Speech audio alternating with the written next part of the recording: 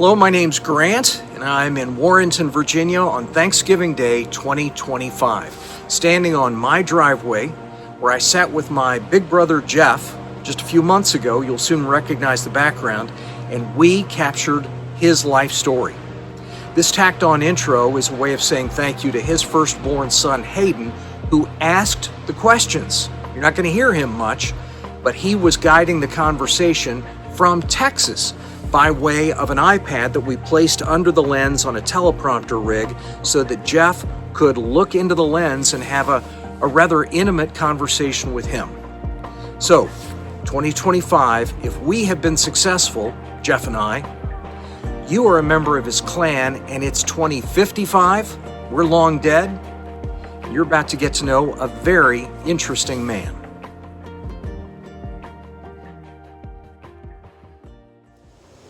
Alrighty, Dad. How did we end up here? Where are you right now, and what are we doing?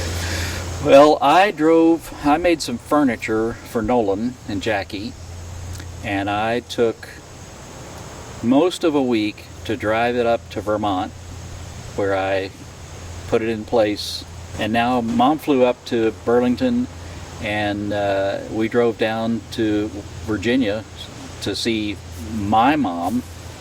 And now she and I are here at Grant's, and I'm out on the driveway, and you and I are talking. I was born in Akron, Ohio in 1956 to Gordon and Bert Rampy. I was their first son. I do actually have a memory or two of my mom and dad's house in Chillicothe, Ohio. They lived in a little bitty frame house, cute little house that there are pictures of, and I remember driving my tricycle down the stairs and into the basement and so on, and Mom being horrified that I had done that. But that's my very earliest memory.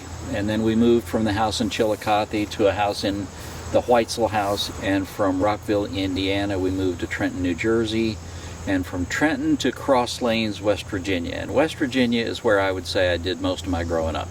I started 6th grade in Cross Lanes, so 6th grade, junior high, high school, graduated from Nitro High. So that's where I did most of my growing up.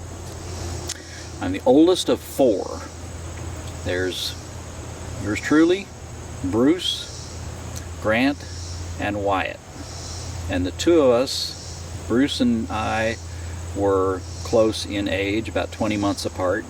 And then there's a big gap between Bruce and Grant. So Mom and Dad raised 2 pairs of boys, and they did it very differently.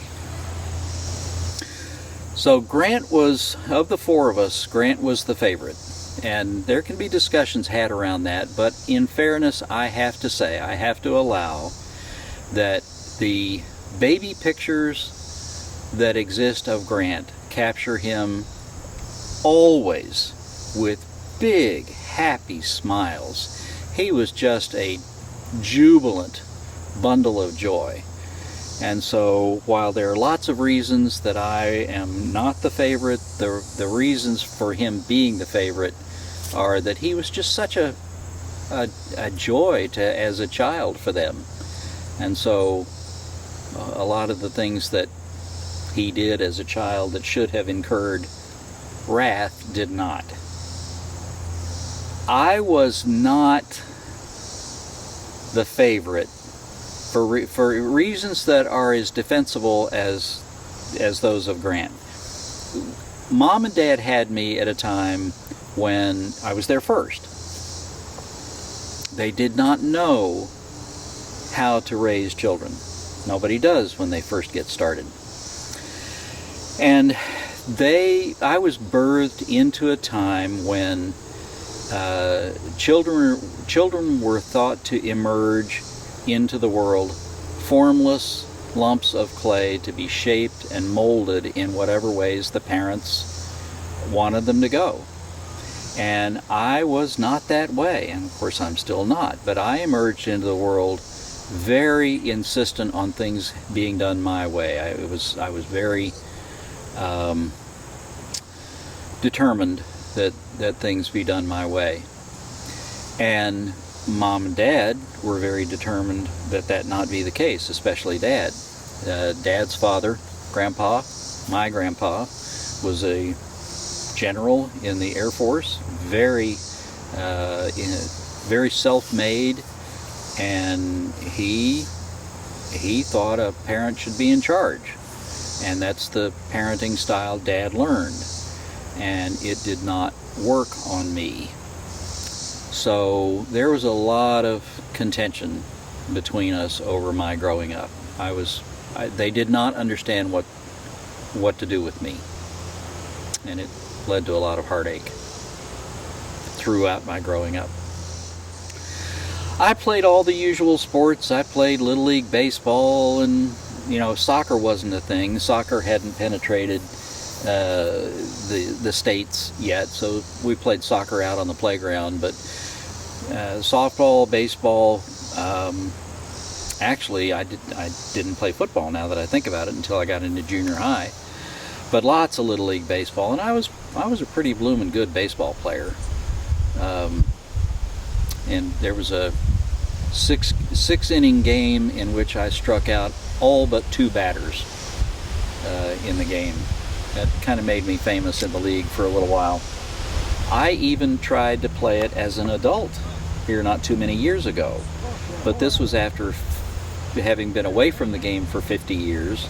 I stumbled on the fringe of the infield going back for a fly ball, fell on my shoulder and shredded it. And without going into a lot of detail beyond that, the surgeries and the things that have followed from that fall have resulted in I can no longer throw a baseball. I've lost 2 of the muscles in my right shoulder, and I'll never get them back. I love baseball to begin with, and I wanted very much to translate that love to my grandchildren. And so I was able to throw with Dean when he was little, get way, way, way back away from each other and throw for a mile. And I became aware that as he was growing, we would get a certain distance apart, and I would have to put a lot of arc on the ball to get it to him, and he would throw me a back line drive, and I realized I was being passed in no uncertain terms. You ready? Here we go. Oh, don't put it right there by your face. This loss of the ability to throw is very upsetting to me. Garrison's 16, and I should still be able to throw with him. I have Bennett and Prescott, who are playing baseball in Little League up in Dallas, and I very much want to still be able to throw with them. And I'm afraid it just may not be possible. I can use my tricep and dart a ball, but that's not throwing a ball. So I'm very upset about losing that capability. But I'm 70, I'll be 70 on my next birthday, and that's just the way things go. I was not, certainly in the context of my era, and in the context of bad kids, I was not one of those. I wasn't a destructive kid, but I was rebellious in my own way. Certainly rebellious in the context of being my parents' child. I was not nearly as compliant as they would have liked. I was not nearly as compliant as Bruce, my younger brother. Bruce made me look very, very bad on the compliance scale. But I did sneak out a time or two, and there were times that I didn't go the places that I had acquired permission to go. And I have never known, even to this day, I have never known how much my parents knew of what I was doing and just chose to look the other way in the interest of peace, or did I really get away with it? I mean, did I really get away with it the night I went out with some buddies of mine, and I guess I can say this to you, I consumed a lot of wild cherry vodka, and we went to a carnival, and I sat in one of those saucer things, and spun myself around and around and around and around, and it all came right back up in the yard. And I stumbled home, crashed into the air handler downstairs, having made a sound like a bomb going off, and I said, okay, this is it, I'm caught. And I flopped down on the bed, woke up right there the next morning thinking, did I get away with this? I only did that kind of thing a time or two. It wasn't a habit. I didn't, it wasn't a characteristic of my upbringing, but I did do it a time or two.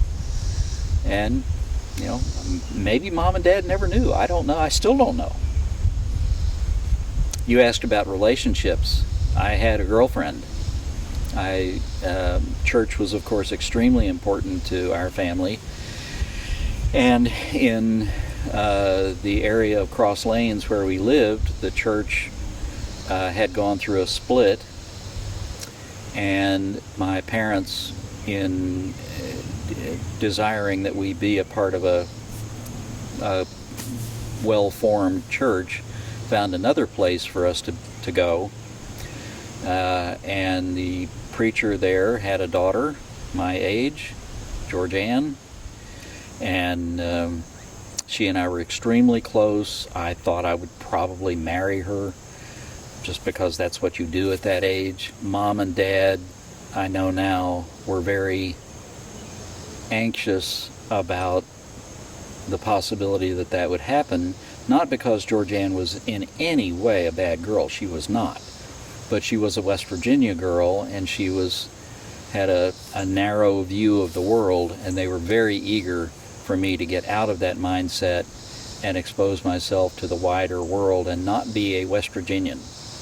There were a lot of aspects of West Virginia that they detested. And so the moving van, Dad built his chemical company,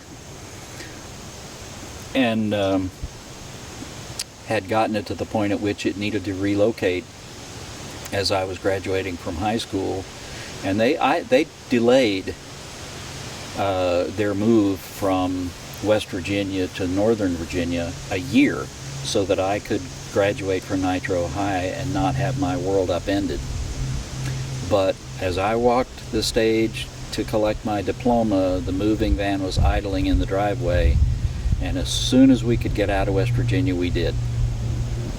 And that was pretty much the end of Georgianne and me. She went to Freed-Hardeman, I went to Abilene, and those two schools are theologically and politically poles apart, and that drove a wedge between us, and Georgianne and I did not survive it, and it was all for the better.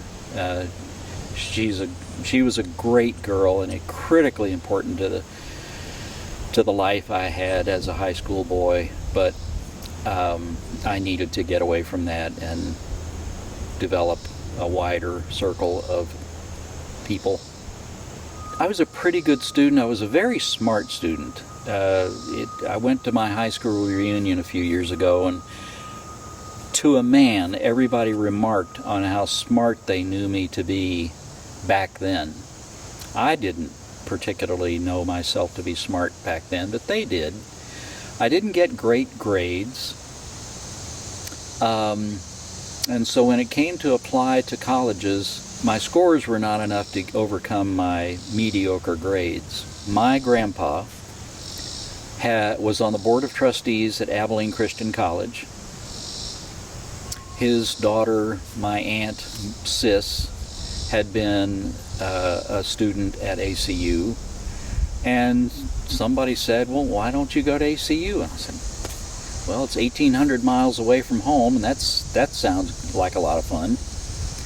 And they'll take me because Dad could write the check. So I went. I got on the plane and I went to ACU.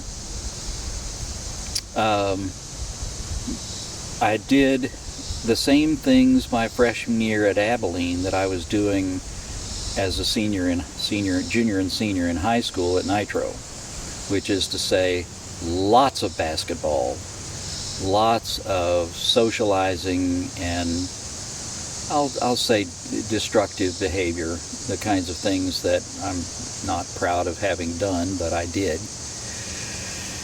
And so I didn't get good grades at Abilene, just like I hadn't gotten good grades at high school. Survived barely my freshman year. Came back my sophomore year and dialed up my pattern of poor behavior to 11, as the saying goes these days. And that finally got me kicked out of school. I did something that was not survivable in a lot of contexts, but especially at Abilene. I was kicked out of school that afternoon. But I had started school my sophomore year, and I was hanging out, doing the things, me and my buddies did in the dorm, playing basketball and not going to church, which is not a great thing at Abilene Christian. And so one Sunday morning, I'm walking into the dorm with my buddies, and we kind of merge into a queue with some girls. And I took note of one, but I would not have introduced myself. I would only have observed her, because she made an impression. I saw her and I thought, ooh, I got to get to know that. So over the course of the next few weeks, I finally did get to the point at which I met Melina, and I ended up marrying her. And so after getting kicked out of school, I flopped around a little bit, and there was, of course, a lot of trouble from home over having been kicked out, as there should have been. It was very expensive for Mom and Dad to have paid for a semester at Abilene, private Christian school, and have me just get kicked out. They probably didn't get $50 back at a time when Mom and Dad were trying to start a new business. So anyway, I got a letter from Dad saying I probably needed to make it on my own for a while, and he was right about that.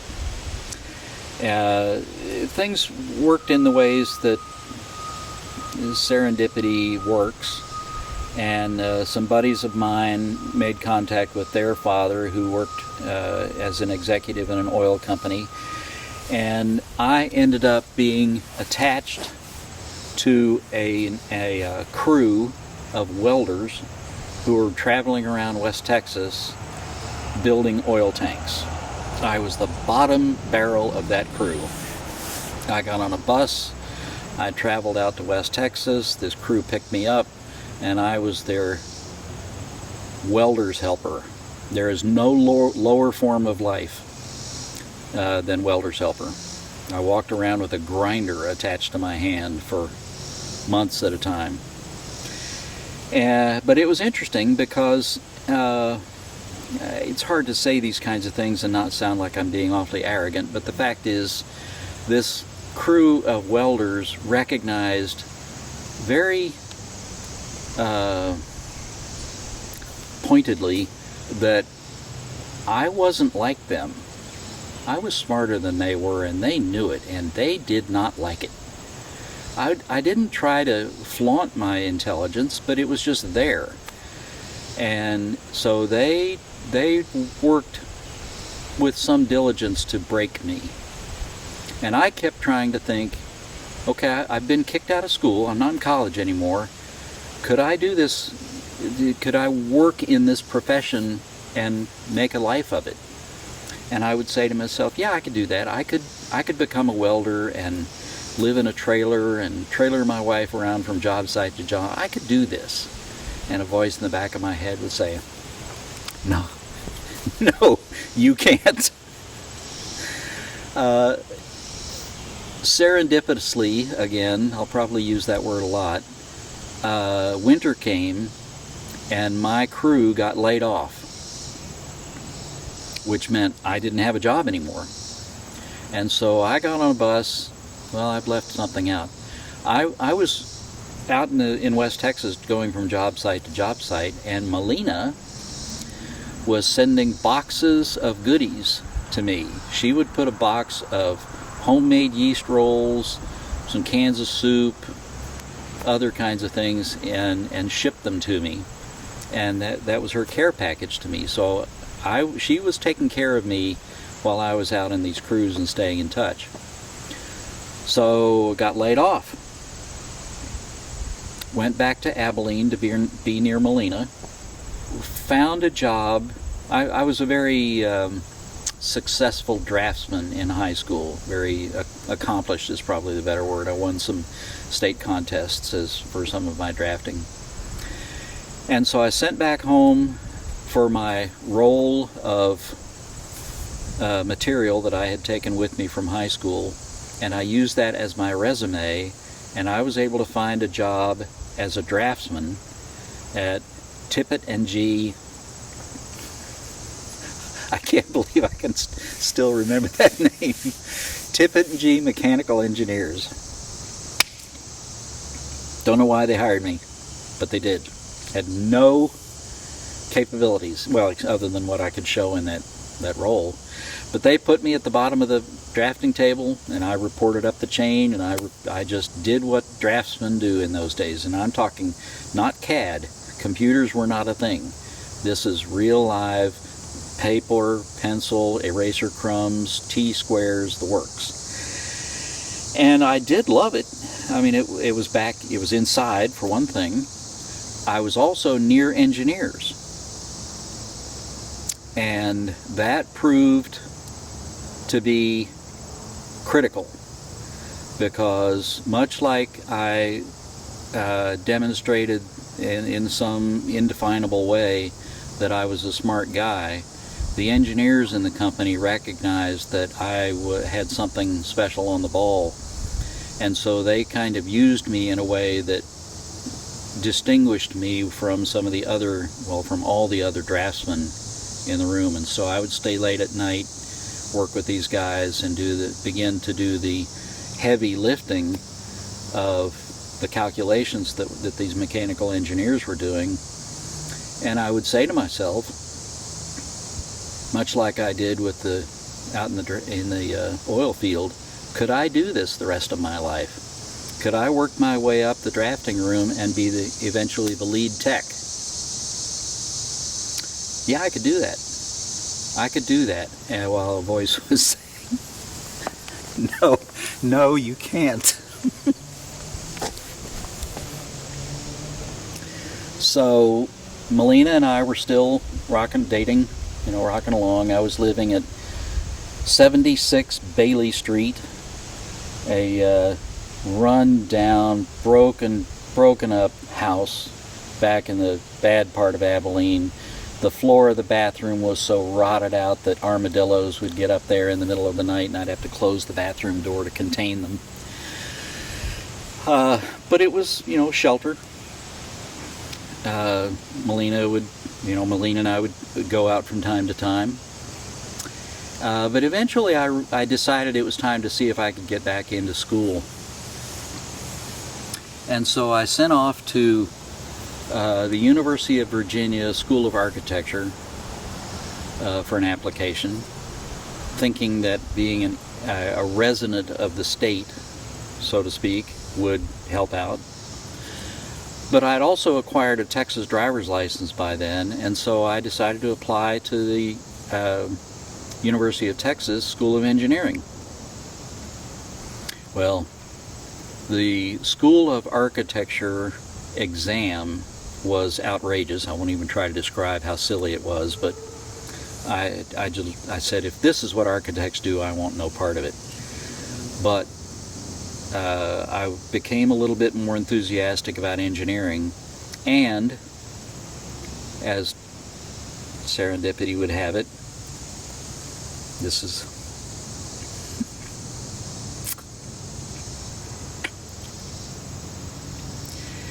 I went to my mailbox on Bailey Street one afternoon, and I got an envelope. Why can't I do this after 40 years? Up in the upper left corner was a seal from the University of Texas.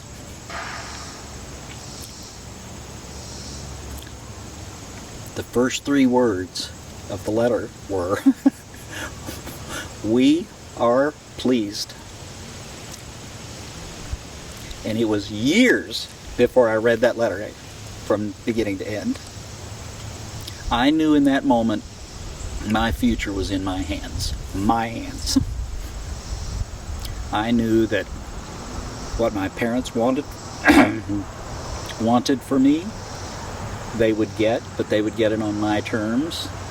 I knew that I was not, wild horses were not going to restrain me from succeeding. I had a letter of acceptance from the University of Texas Engineering School. My life was in my own hands. So, in fairly short order, I won't even try to remember what order or how or when, but in fairly short order, I asked Mom to marry me. She agreed. We set a wedding date. We married on a Saturday. We spent the night in Dallas. Drove down to Austin, and we moved into married student housing on that Sunday, and I started school on Monday. And I went straight through. I got my engineering degree in 3.5 years. I was doing summers. I was working full time. I had arrived. And so without putting too fine a point on it, I can say without reservation, getting kicked out of school, out of Abilene, was the best thing that ever happened to me. Without any hesitation. Best thing. Didn't feel like it. But the cascade of events that followed from it led to here we are. We were talking about my time working with the welders and how they identified me as not quite being a normal welder's helper.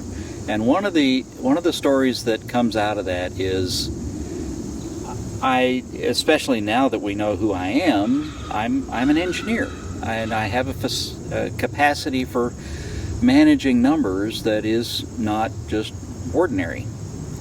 And I, just because I thought it was fun, knew pi out to quite a number of decimal places. I'd say 26, but then you'd ask me to recite it, and I don't want to do that. But I knew it out to 26 decimals. And one day, we were messing around, and because of the nature of the work we were doing with our welding, the welders needed to know a distance on an arc. And then they broke for lunch. And I stayed behind, and so with my little chalk pencil, which any welder, steel worker will recognize, on the side of the tank, I worked out the math around this calculation, which wasn't a big deal. I mean, it's, pretty routine math for me, but it was not routine for them. And so when they came back and saw that I had worked out this calculation on the side of the tank, they were awed, but not in a good way. It really irritated them that I had used this intelligence that was such an irritant to them to yet again demonstrate that I wasn't like them. But we got over it. It's just the way things were. I mentioned that I would go with my buddies into the Bean on Sunday, and we would... And what is the Bean? The Bean is I guess it's still the Bean at Abilene. It's the cafeteria. And we lined up, all of us guys on one side of the table, this long table, and a bunch of girls on the other side of the table. And lo and behold, that girl I mentioned a moment ago, Melina, was kind of over and down a little bit from me. And I was very self-conscious of wanting to make an impression on her. very conscious of it. And I did, but not the way not the way I meant to. Our table was rocking. We were in a little little square table, one person on each side, but they were lined up, so there were, me on one side, a girl on the other, and it worked our way down, and my table rocked. And I'm going to be Joe Fix-It, because I'm an engineer. That's just the nature of who I am. And so I grabbed some sugar packets, and I dove head, neck, and shoulders under the table, and I kind of worked my way around, and I slide those sugar packets in there and stabilize the table. And I come up, I'm very proud of myself, and my buddy next to me, all the girls across the table were red-faced, and my buddy nudges me and says, you didn't do what you think you did. And this is in an era, this would have been 1975 or 6, when skirts were short, and all those girls did not think I was down there adjusting the height of the table. I thought I was looking at other things, and I had no idea. And of course, one of the girls who was over there thinking that's what I was doing was Melina. So I made a very poor impression very early, but it's just a story to tell. I wasn't down there doing what they thought I was doing. I was fixing the table, and I was very proud of having done it. I got no credit for having done it. Mom and I married. We were able to get into married student housing at the University of Texas. The married student there were a couple of different pods of married student housing around the university, or that area, and we were in the area down below Tom Miller Dam, which was the least desirable of the pods of married student housing. We were in a duplex of military barracks. We were in 440 square feet of plywood. The walls were literally 2x2 studs with 1/4-inch plywood on either side, and had been lived in by military personnel during World War II somewhere else. These things had been bought, driven in, planted on cinder blocks, and that was married student housing for people like us. The rent was subsidized by the university. The utilities were subsidized. I think we paid $57 a month to rent the place. The utilities were $6 or $8 a month. It was the reason we were able to survive. During the summer, oh my goodness, the summer was so stultifyingly hot. But again, being the fix-it guy I got up in the attic with a box fan and put it up against the eave vent, and then hot wired it to a ceiling light in the, a light in the ceiling. And so we were able to ventilate our attic, and we're cooler than anybody else in our pod, but it didn't matter because we were all so hot. Golly, it was hot in that place. But it was life, and it was great. And we don't look back on that with a moment's regret or suffering. I mean, there was no suffering in it. It was just life. I was getting up and going to school. Melina Mom was getting up and going to work. She had found work, but I will mention that now that we're talking about it.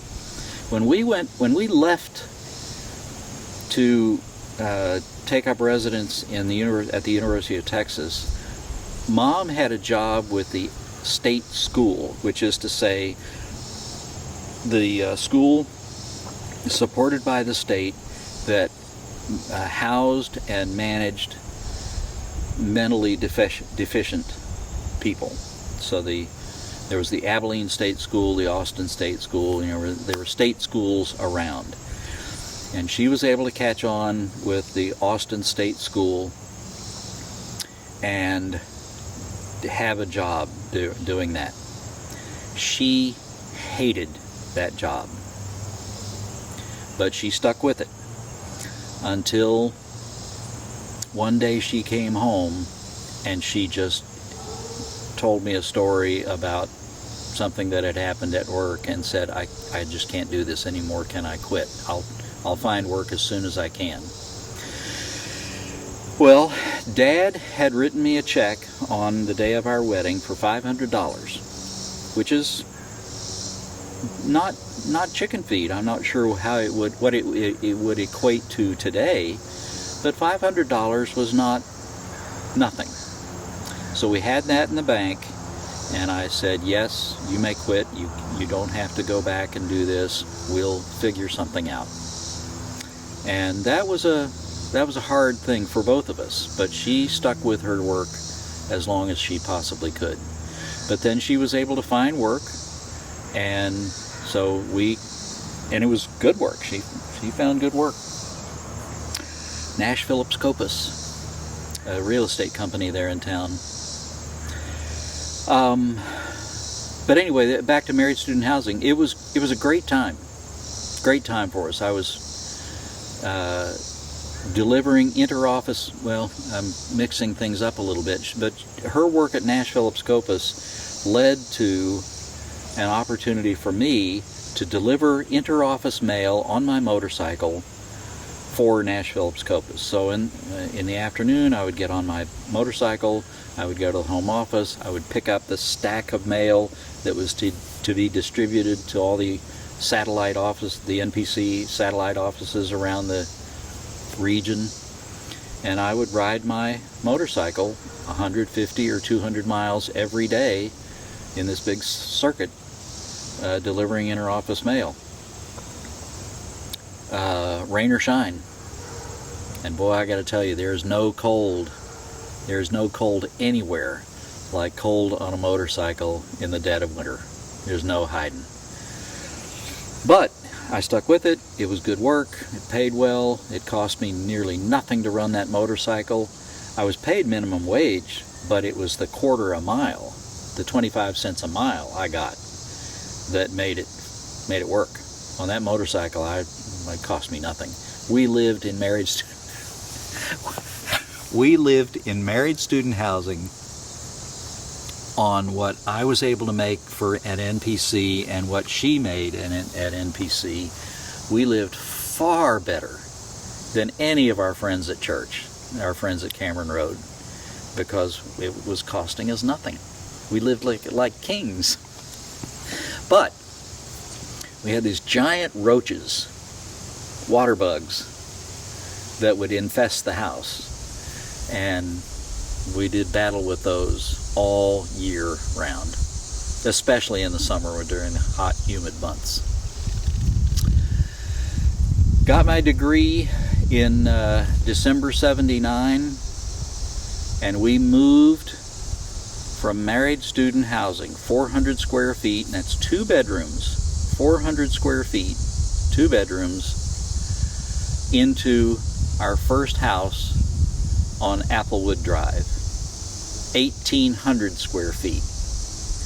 We had no idea what to do with all that space. We just lived in the back bedroom. It had a seating area and a bed, and that's where we stayed.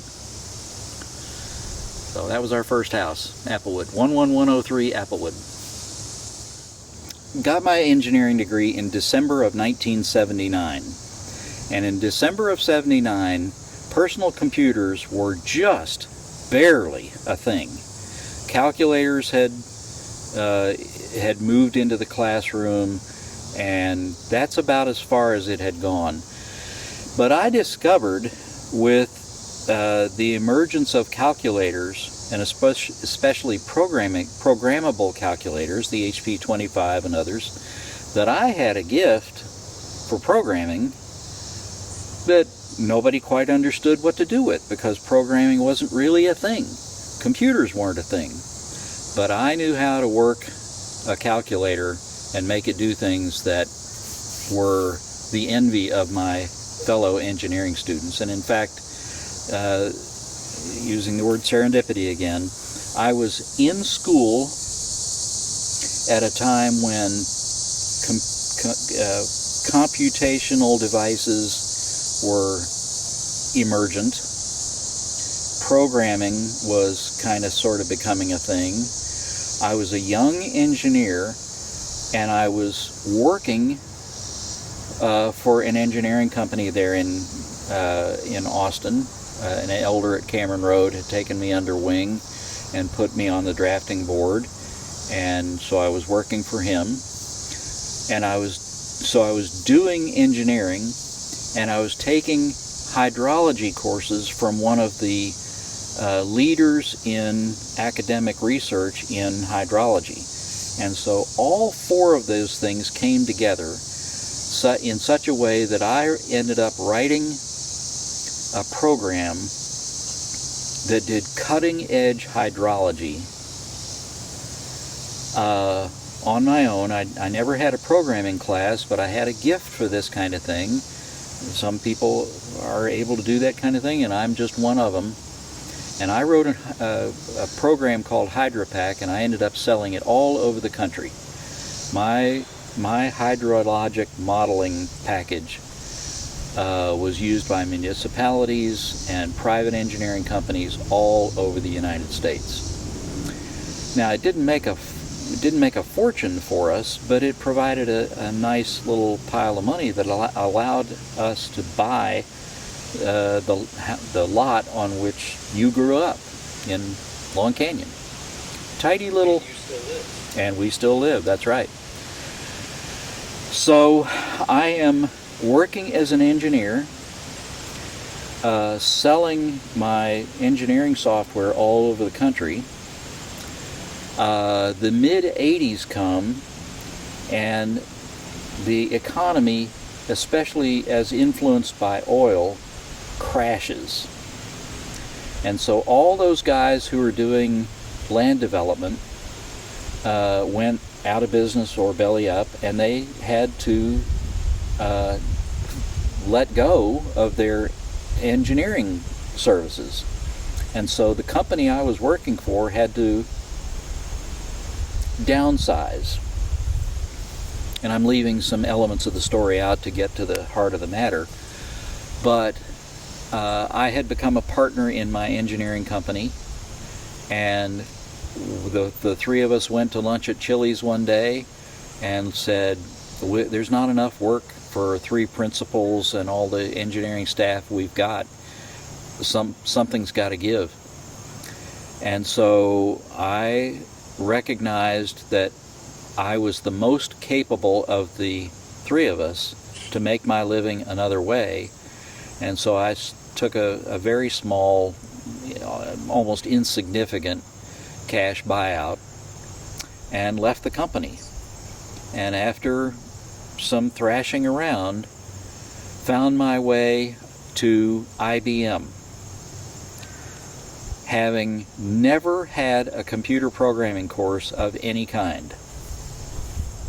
But I had written this software, and I was able to use that to demonstrate capability. And so I went to IBM was desperate for programmers.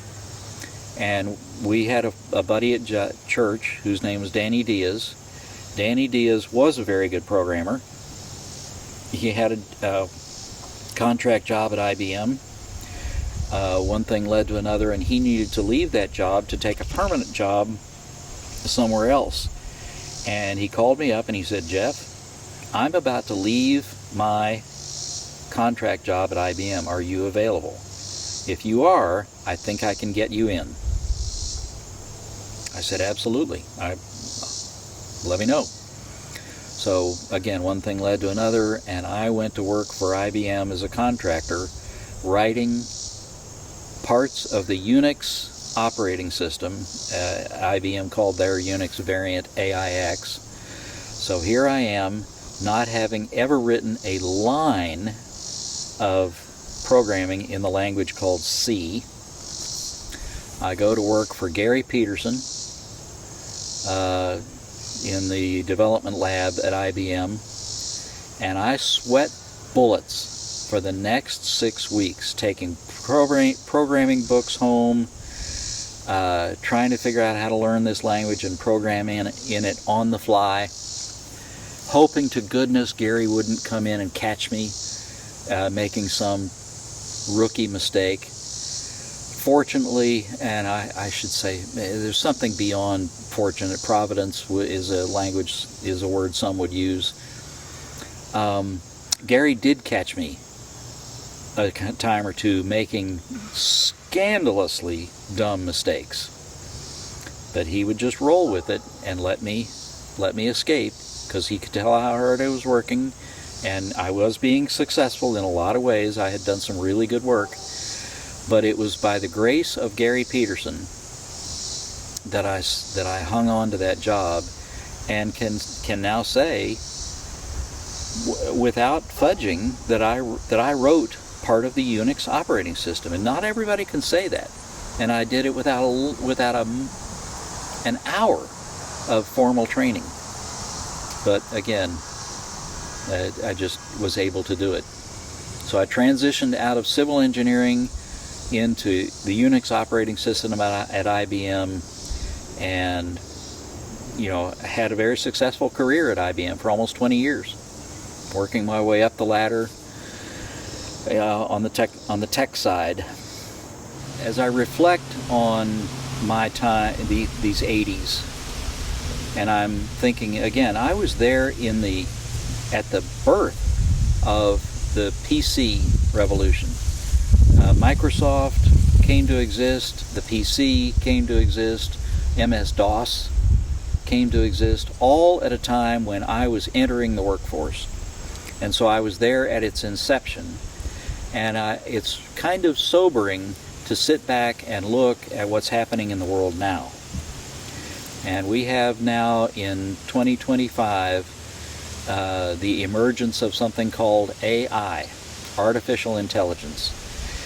And it's really, I don't want to say just sobering. I want to go beyond sobering to say it's frightening to think about the world that your children or your children's children are going to grow into, because AI is going to be transformative in a way way beyond what computers did to my world. What computers did to my world was manageable. People, individuals, programmers still held the reins, maintained control. Capabilities were instilled into programming that programmers put there. And so there was never a point at which anybody needed to be scared of PCs. There were certainly doomsayers who saw things on the horizon, that some of which have materialized. But they pale in comparison to what children are going to deal with respect to AI. I'm not a soothsayer, but artificial intelligence has the capacity to be an agent for change in a negative kind of way for all of humanity. And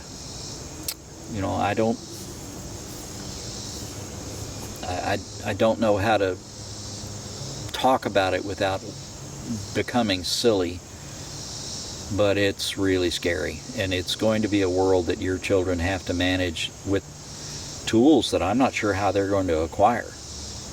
The ability to just roll up your sleeves and learn it the way I did, I'm not sure is going to quite be there for them. Artificial intelligence, as its name implies, is intelligent. Now, we're not seeing the full manifestation of that intelligence yet, but we're getting glimmers of it, and there are possibilities for the development of AI that, to put say it as boldly as it can be said, represent an existential threat to our species. Now, that's pretty hyperbolic, but it's out there. I mean, if artificial intelligence develops in the way that at this point in time, in the summer of 2025, the way it could be a different world. If artificial intelligence decides that we humans are a threat to it and decides that we must be extinguished, at this point in time, in the development of AI, it's a threat that has to be managed. Now, whether it comes to pass or not, it's going to be anybody's guess. In 5 years, maybe not. Don't know. But I hope your kids are able to manage it. When I was 14 years old, I understood that I loved kids. I just loved them. I was the neighborhood babysitter. We lived in Brookhaven. I was everybody's favorite babysitter. All the kids wanted their parents to call me to come babysit. I just loved them. Loved kids. And I knew at some point growing on through high school that God put me on earth to be an engineer and raise boys. And it's a rich, rich blessing that I have never wavered in any of that. And it makes me virtually unique. So many people stumble and fumble their way into careers and so on. And I never wavered at that at all. So Melina, your mom, was 3 months pregnant with you when I got my degree in December '79. You were born a few months later in June. We knew, and this is 1980. The only way to know what gender your child was going to be was to be there with a catcher's mitt in the birthing room. But we knew we were going to have a boy. We just knew. Had your name picked out, Jefferson. My name's Jefferson Allen. We would name you Jefferson Hayden. I don't recall selecting a girl's name because we were going to have a boy. We did.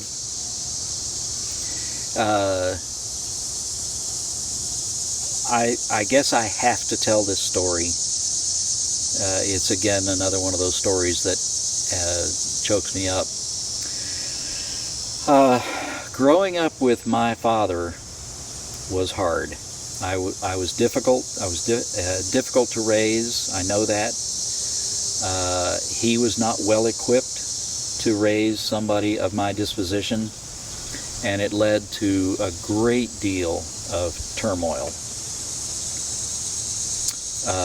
Things like "I love you" were not things that were said by people of that era to their children.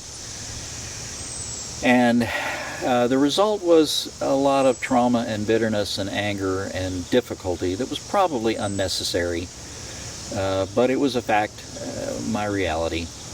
And I was determined that it was not going to be that way with you. And so we had you. I've used the word determined a couple of times already, but I have to use it again. I was determined that you were not going to be raised in that model of fathering.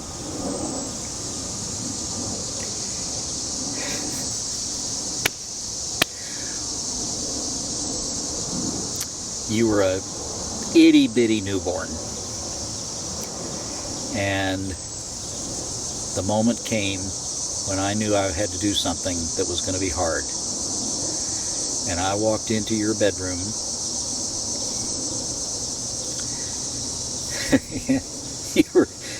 You were this little bitty package of my son, my flesh and blood, in blue footy pajamas, all stuffed up into one corner of your crib.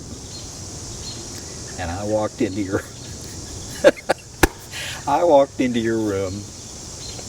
I grabbed a hold of the side rails of that crib, and I said, "I'm going to do this or die trying." And I I said, I love you. And I think I've said it almost every day since. But boy, that first time was hard. I'd never heard it, but I was determined that you would never not have heard it. And while your brothers came along, it was easy by then. Breaking that cycle with you that night was hard. So we got you up. Had a ball raising you there on Applewood. I mean, your brothers came along years later, but by then we had our pattern down. I was a very involved father. It was recently in the news that James Dobson passed. James Dobson wrote some books that at the time were profoundly influential on me, because again, I didn't have a good parenting model, but I read his books on the strong-willed child, and there were a couple of 3 books on parenting in general, but fathering in particular.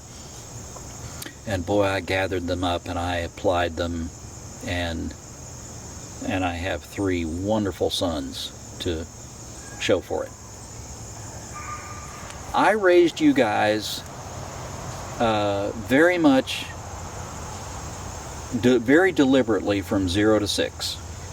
From 0 to 6, you were my little boy, and we were going to have a father-son relationship like that.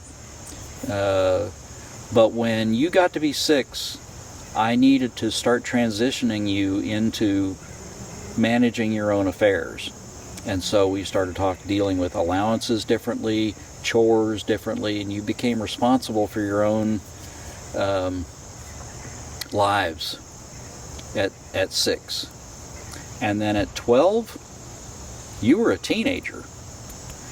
And at 12, you are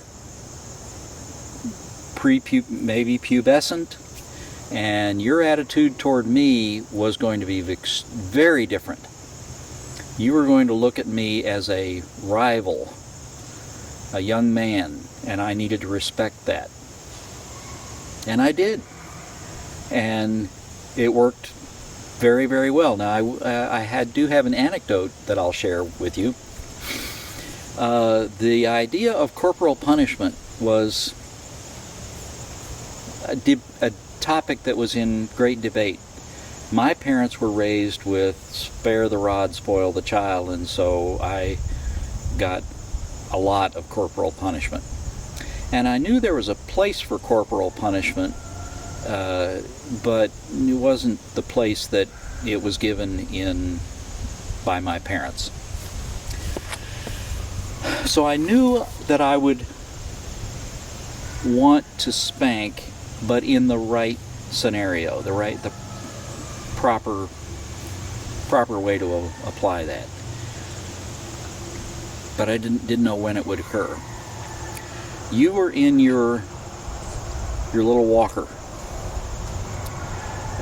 scooting around the bedroom one morning as we were getting dressed, and I looked down and you were over against the wall messing with a plug. There wasn't anything in the plug, but you were just messing with it. So I grabbed a hold of the walker you were in and kind of rolled you away and said, "Don't do that." Moved along a little bit and looked back, and you are back at the wall messing with the plug.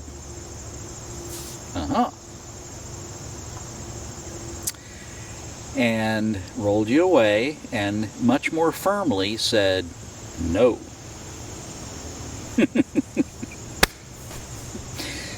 And I stepped away, and you scooched back up to the plug, looked up at me, and went like that and stuck your hand on that plug. And I said, There it is. There is defiance. And that's what you spank for. You don't spank for mistakes. You don't spank for any of the kind of little kid stuff that might otherwise require correction. You spank for defiance, and there it was. And even now, I just kind of exult at how crystal clear that moment came when you expressed defiance. I pulled you up out of the walker, gave you a little whack on the thigh, you fussed, I put you back in the stroller, and then folded you into my arms to tell you I loved you, and it was okay, but you can't do that. And that became the pattern for you and your brothers. And of course your brothers are different human beings, and so discipline was implemented differently, but with exactly the same set of rules. One whack for ordinary defiance, 2 whacks for in-your-face defiance, and 3 whacks for lying. And you know, those rules held, and it was a good set of metrics to use. There's a good set of there's a word I'm looking for. You know, a way to govern how we were going to do things. Never spanked in anger. And you know, you were a good son. But getting you corrected and trained led the way for your younger brothers. They just kind of did what you did. As a result, we had an enormously peaceful and tranquil growing up. I remember I have nothing but joyous and warm memories of you guys growing up. That doesn't mean there weren't issues, but a lot of fun. We developed a very, very specific, unambiguous rationale by which we were going to apply corporal punishment. And we worked that out on you, and you were a wonderful big brother. And then we had Nolan. Nolan emerged from the womb with a cigar in one hand and a glass of champagne in the other, wondering who was in charge and why it wasn't him. Nolan was and still is in many respects, my clone, temperamentally. He's very self-directed, strong-willed. He's not, well, he was difficult to manage. He required a lot of attention. He wanted a tattoo early. You know, he's 7 or 8 years old, sitting down in my office talking to me about tattoos and skater music and all this kind of stuff. Preston came along, very different, very much more like you. Preston was more calculating than you, because Preston could look ahead and see what was working with you and kind of work out how to do things that he wanted to get away with and not get the hammer dropped on him. But the 3 of you guys were good. We played tennis, we played basketball, I was very involved with you, and again, nothing but warmth and good memories. But you were all 3 boys. And now I have granddaughters. And granddaughters, daughters in general, is a whole nother kettle of fish. I said earlier that God put me on earth to raise boys, and He did. And I was genuinely scared at the prospect of having a girl. When Nolan came along, we were again convinced it was going to be a boy. Didn't pick out a girl's name. By Preston coming along, we thought, you know, the odds are against us. We probably ought to pick out a girl's name, and we did. I don't even remember what it was. But we got a boy, and so we raised boys, and that's been my experience. But my boys have grown up and have families of their own, 2 of them. And I have 4 grandsons and 2 granddaughters. And girls are a different thing. Now, I will say that, especially, well, in hindsight, I would have been a fine father to a girl. I understand now that you're not really raising a child in a gender-dependent way. You're reacting to what they give you. And, you know, I reacted to what my boys gave me, and we rocked along. I would have reacted to what the girls gave me, and that would have been fine too. But they're different.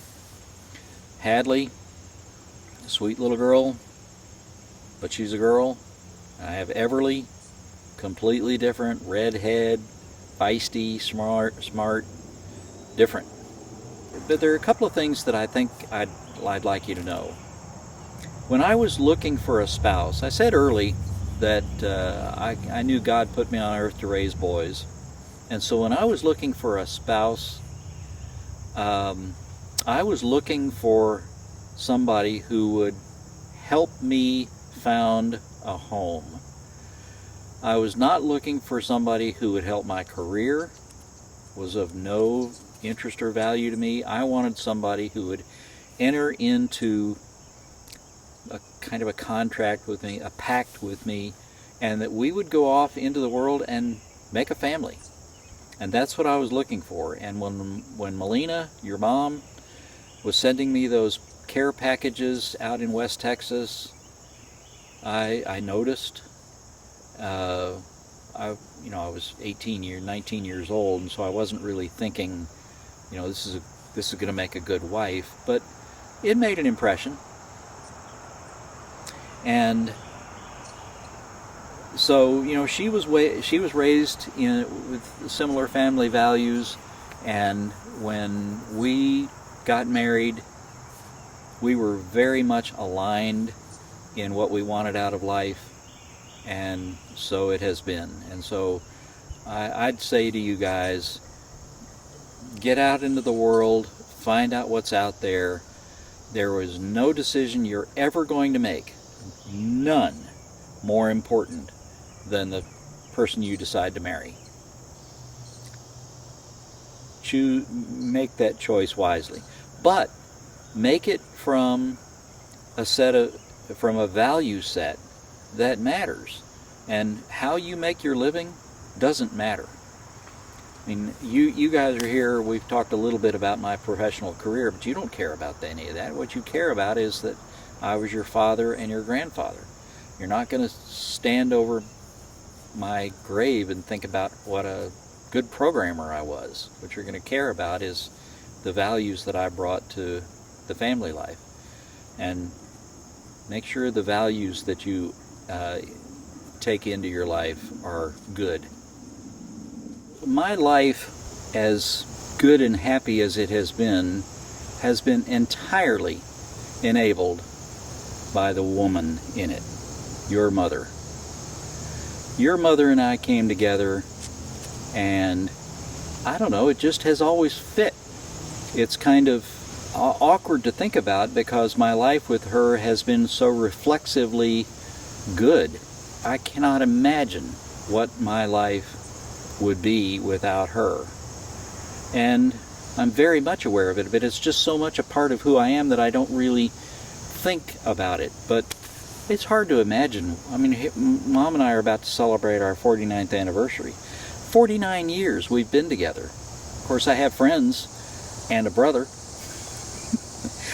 who have made mistakes with respect to their selection of a mate. I did not. Your mother is rare, and I'm not sure she understands that I think that. Maybe I should tell her more often. Your mother is generous, and I don't mean generous in that she gives things away. She thinks of other people reflexively. She goes into a store and she's looking for gifts, and she'll see things for this person or that person or somebody else. She chooses things.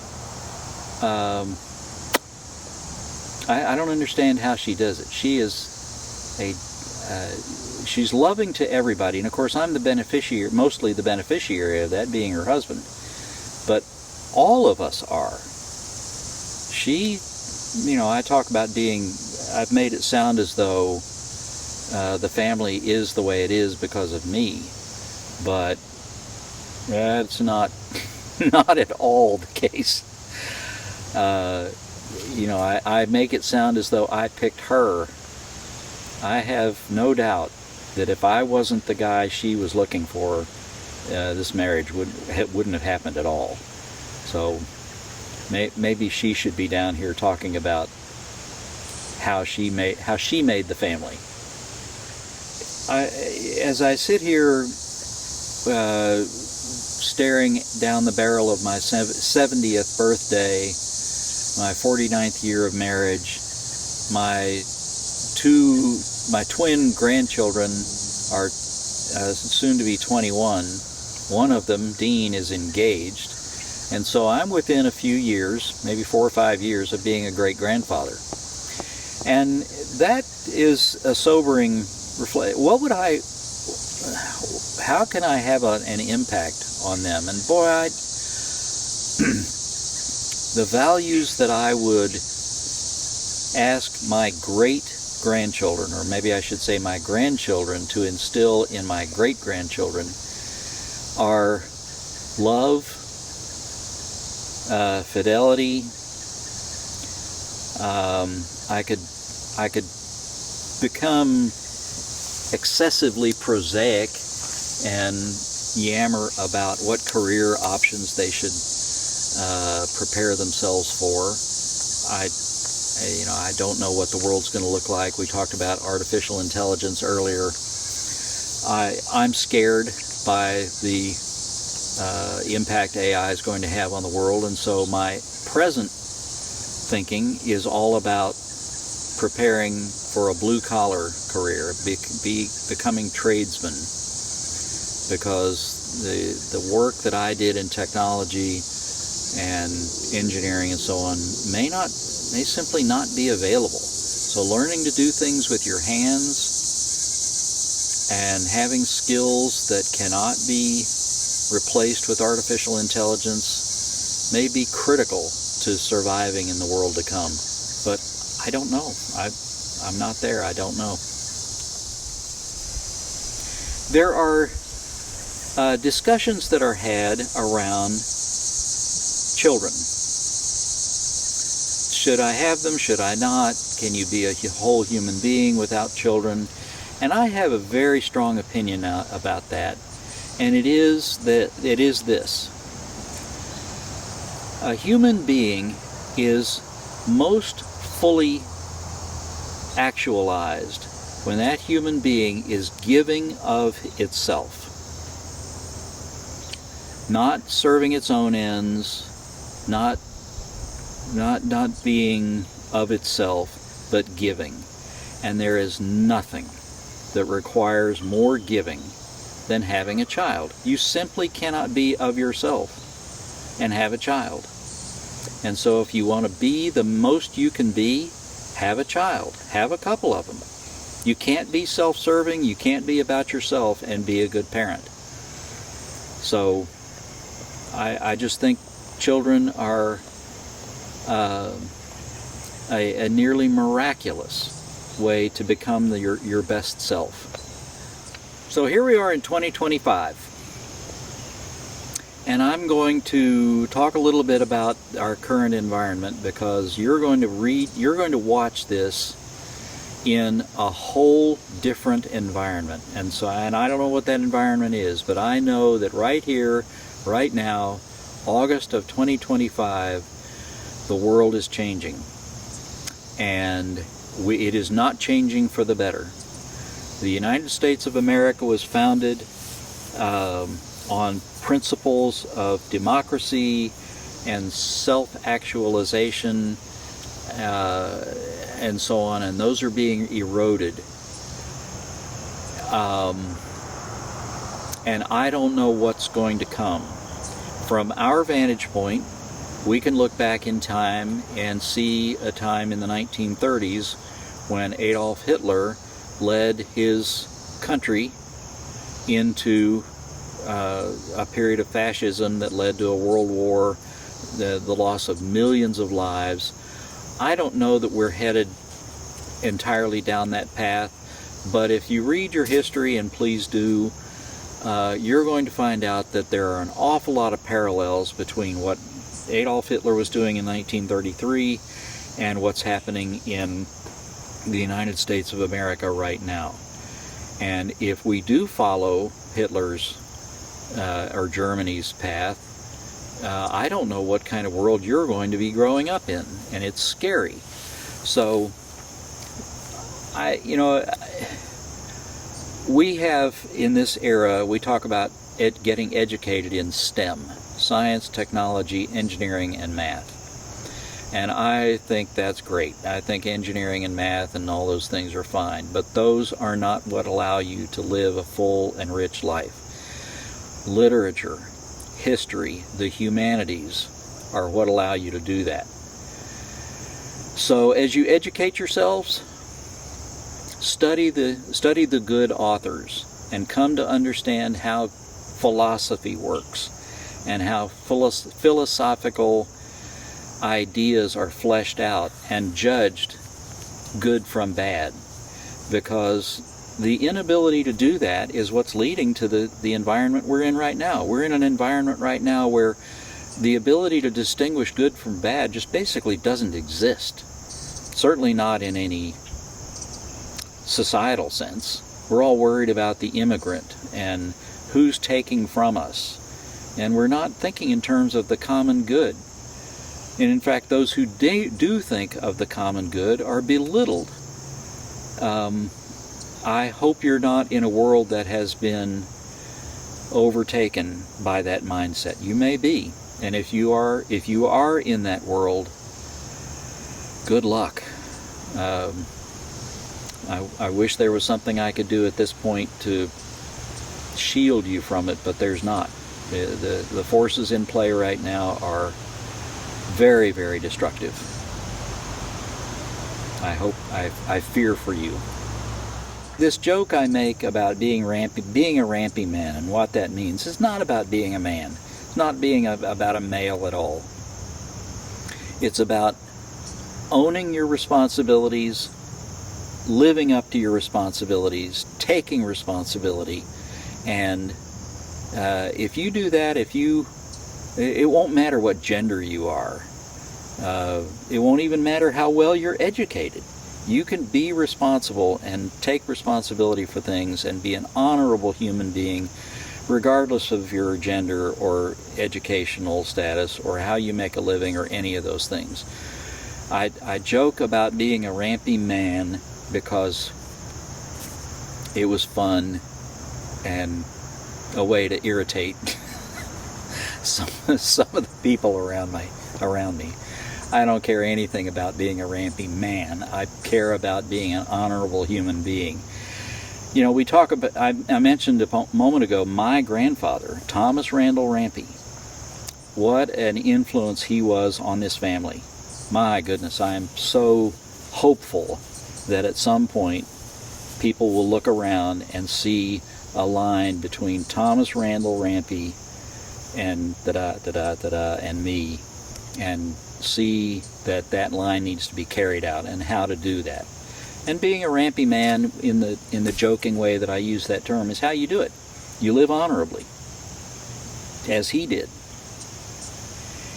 It shouldn't go without mention that our family is deeply steeped in church. Our particular species of church was the Church of Christ, but that's a detail. Our family has been deeply committed to the Bible and God and everything that attends to that, and it's brought with it a moral framework that has governed how we grew up and lived.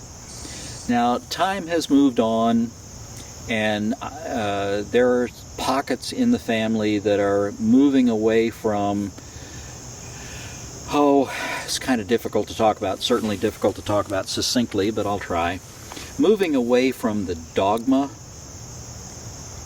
of some of the things that come with belief in the Bible, and hewing back to the principles that govern that. And so it's, I in particular would be much less insistent that my progeny be religious as I would be that they be moral. And those are separable categories. You can pay attention to Matthew 5, 6, and 7, the Sermon on the Mount. You can be attentive to the core of Jesus' teaching and be a magnificently moral human being without being dogmatically religious, and so on. And so while I'm not quite as deeply steeped or deeply committed to the Church of Christ as I was years ago, for instance, you were raised going 3 times a week. I'm not there anymore, but I do still consider myself a moral, very important, morality and so on, a very important part of my upbringing in life, my value system, and I want it to be a part of my progenies. And if that comes in the context of going to church 3 times a week, fine. But in this period of chaos that we're in right now, where Christianity, for example, is being used as a bludgeon to discriminate and spew hate and discriminate a bit against people who live differently, I don't want any part of that, and I don't want my progeny to be any part of that. Be a loving, contributing member of humanity, and you can do that without going to church 3 times a week. And some of my family would be horrified to hear me say that, but it's the way I think about it. Part of what has led to a life that I am extremely content with has been a set of decisions that I made a couple of different times along the way to live a life that was small. I had the opportunity to build an engineering company, and I turned away from it because I saw what it was going to cost me. I had the opportunity to move away and do something business-wise that would have been possibly very lucrative, but it was not what I wanted. And I kept dialing in and making my life smaller and smaller and smaller, and the result has been a focus on family that I can't be any more content with the set of decisions that I made that have led to that. It wasn't about anything other than what Mom and I agreed to do back in 1976 when we married. Build a family. That's all we've ever been about. So, I don't know what I would put on my headstone that wasn't more or less that. Did the right thing, and have you guys to show for it.